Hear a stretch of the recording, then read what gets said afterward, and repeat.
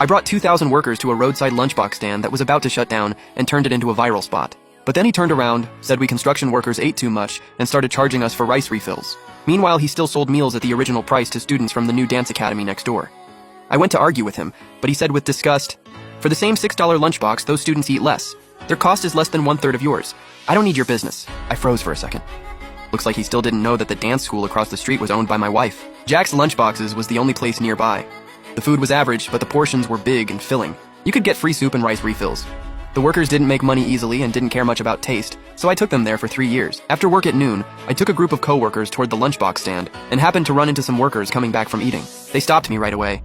"Tom, the lunchbox stand changed the rules. From now on, rice refills cost $2 extra." I got suspicious. Back then, I found this lunchbox stand near my daughter's school. At the time, hardly anyone went to his stall.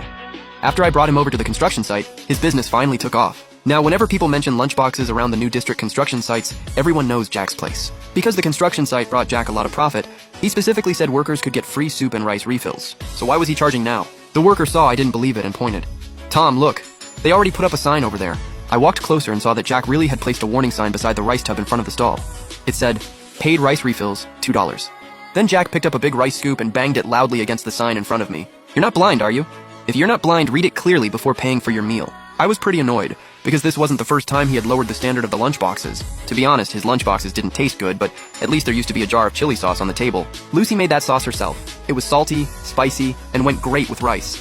After working all day, the workers needed to replenish salt, so everyone loved eating that chili sauce. But 2 months ago, the sauce suddenly disappeared from the tables. I went to ask Jack, and he glanced at me sideways. "That chili sauce makes people eat too much rice. With it there, you guys eat 2 extra bowls. It's not worth it, so I'm not offering it anymore." Lucy was usually better with people, so she quickly tugged on Jack's sleeve and explained to me politely. "Tom, that's not what happened. That chili pepper is a special kind, and we suddenly can't buy it anymore. Nothing else can replace it, so we stopped making the sauce." I knew in my heart that what Jack said was the real reason, but I didn't say anything more. After all, we originally agreed on lunchboxes. Nobody said he had to provide chili sauce, so that matter passed. But some workers had already started complaining privately. Now the chili sauce was gone, and even rice refills cost money. I wanted to fight for the workers one more time, so I pretended not to understand and asked Jack, "Jack, this rule is for walk-in customers, right?" "Nonsense! It's specifically for your construction site. If I don't do something, you laborers are going to eat my lunchbox stand out of business." After he shouted that, the workers immediately got upset. David picked up a lunchbox and opened it right there. He held it in front of Jack. "Come on, explain this to me. With food like this, how could we eat you out of business? Look, there are only 3 pieces of braised pork, and they're all fat. Are you blind? Isn't that lean meat?" I took a good look at the braised pork. Not only was there no lean meat, there was barely any soy sauce. The whole chunk looked pale and greasy with no appetite appeal at all. And look at this rice. It's half what it used to be. You promised $6 for 1 meat dish and 3 vegetables. But look at this meal. Besides 3 chunks of fat, is there any meat at all? Fine, don't give us meat.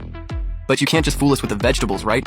This bok choy is yellow, the potato strips aren't even peeled, and could you at least cut up the bell peppers? How are we supposed to eat this? Forget the rotten vegetables. Now you won't even put in salt. How is anyone supposed to eat this watery, tasteless food? David wasn't lying. When Jack first started making lunchboxes for our construction site, he didn't dare cut corners at all. The spicy chicken was full of chicken. The shredded pork with peppers was full of meat.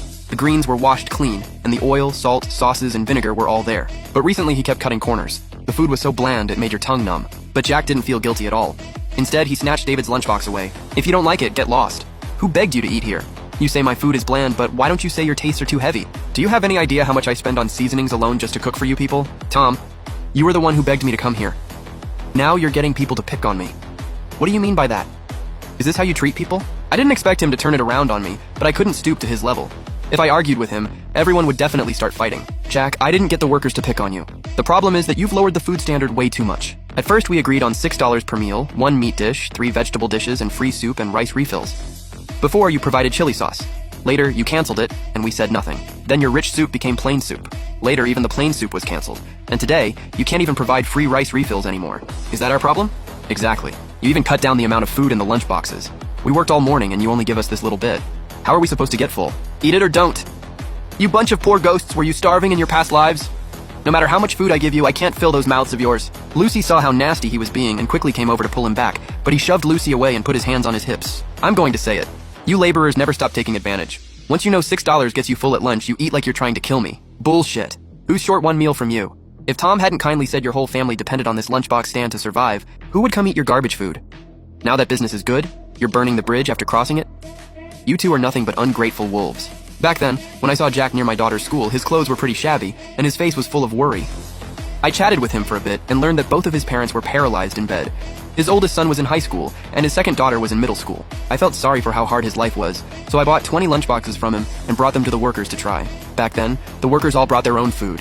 It was a hassle, spoiled easily in summer and froze easily in winter. When they heard these lunchboxes were $6 and filling, everyone was happy. So Jack started making lunchboxes specifically for the construction site. Who would have thought that after only 3 years he was already sick of it? Seeing the workers about to start swinging, I quickly stopped them. These workers had spent years doing construction labor and had endless strength. If they lost control, they might really hurt someone. That would turn into a disaster. I found a few workers who were relatively calm and had them persuade the angry ones to leave first. Then I calmly asked Jack, "Jack, my own family also buys groceries and cooks. I can estimate the cost. Even if our workers eat a lot, you can still make at least $3 per lunchbox. There are over 2,000 workers from our site eating here. If you stop doing our business, you'll lose almost $200,000 a month." Tom, I'll be honest with you. The reason I kept lowering your standards is because I don't want your business anymore. See that school? There are more than 600 students inside. To keep their figures, they only eat a tiny bit every day. And they even ask for less oil, less salt, and fewer seasonings. Over a month, I save a lot just on seasoning costs. For the same $6 lunchbox, those students cost less than 1/4 of what you do. I don't need your business. Besides, we never signed a contract.